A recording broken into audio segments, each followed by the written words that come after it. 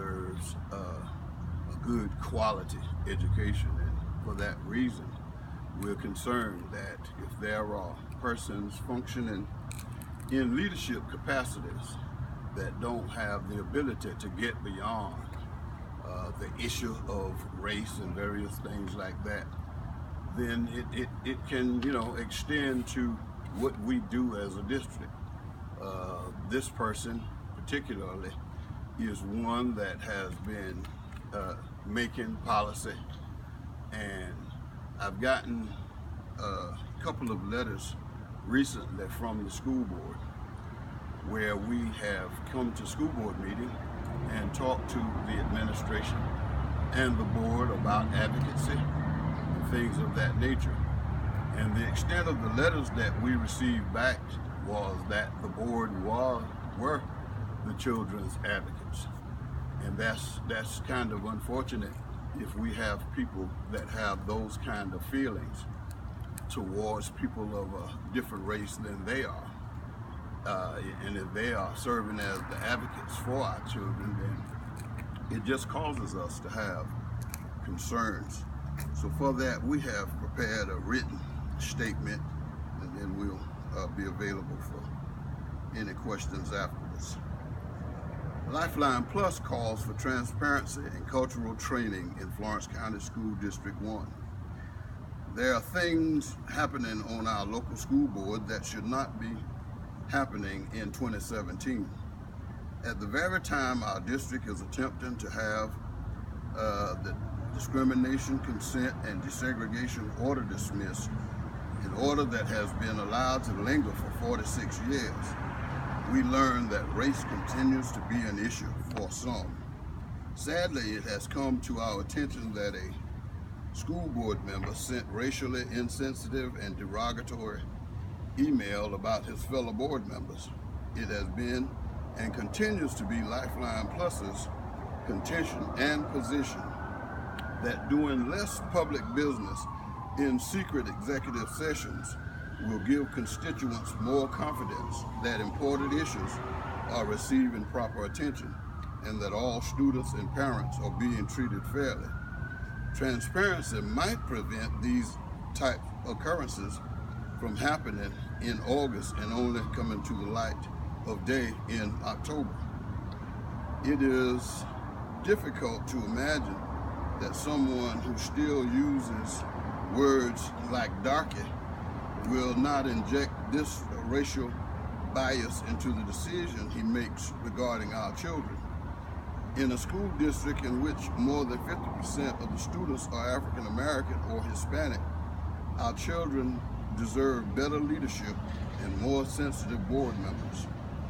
We ask that all of the members of our board of trustees be given racial and cultural training to help all members learn about and respect the cultural differences of students and families.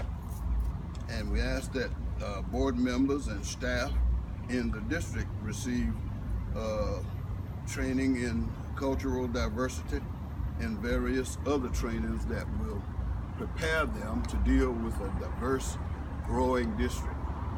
And that's pretty much the conclusion of our written statement. And if there are any questions, we'll entertain those. Elder James, some people may say, well, how do you make the correlation between the desegregation order of 1970-71 to this email now? Some may say the district has made several gains over the years, over 46 years. Yeah. Well, in reality, this particular board member that we are referring to having sent this email was one of the holdovers from days and years ago.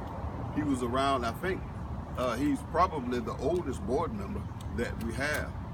And I can remember being involved in 1996 when his position to the district was, instead of signing a consent order and saving lots of money to keep from fighting a useless lawsuit, his position then was to fight.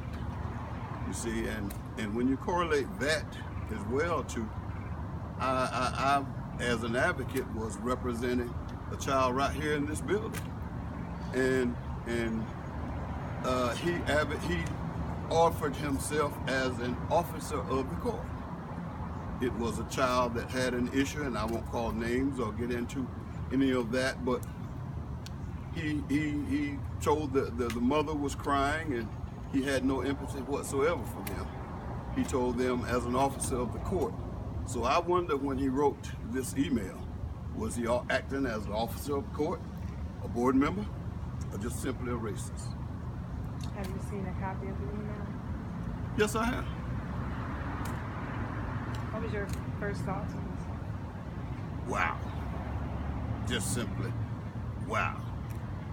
You really don't expect those kinds of things to happen today. And then, even though not being naive, you know they do happen, but you don't expect it to happen really from professional people acting in professional capacities, and especially in leadership capacity in education. Education is for everyone. So, you know, I would just say, if there is anyone who can't abide by that premise, that education is for everyone, then they definitely shouldn't be in the leadership of our district. Elder, there's some that will say that he made that statement, he moved on. Why can't you, and why can't the rest of the community move on too? Well, for me, it's not just a matter of making the statement and moving on. You see, I'm here now calling for transparency, cultural diversity, and I think that, those things are important, because we, just like no one, I believe, a month ago would have thought that he would have said that. We don't know if there are others who actually have those same type feelings or whatever, but that's why you do cultural diversity training and all kinds of things, to kind of help people gain an appreciation for people that are different than they are.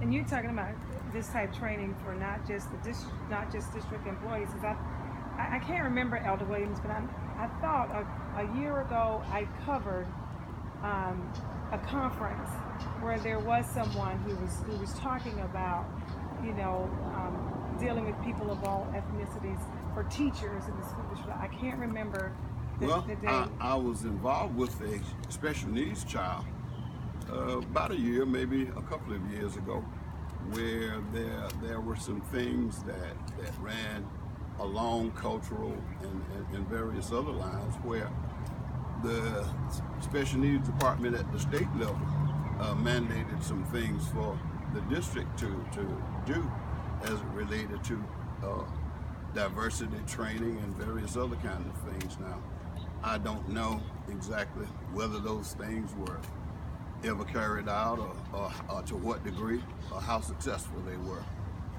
but I do remember that happening.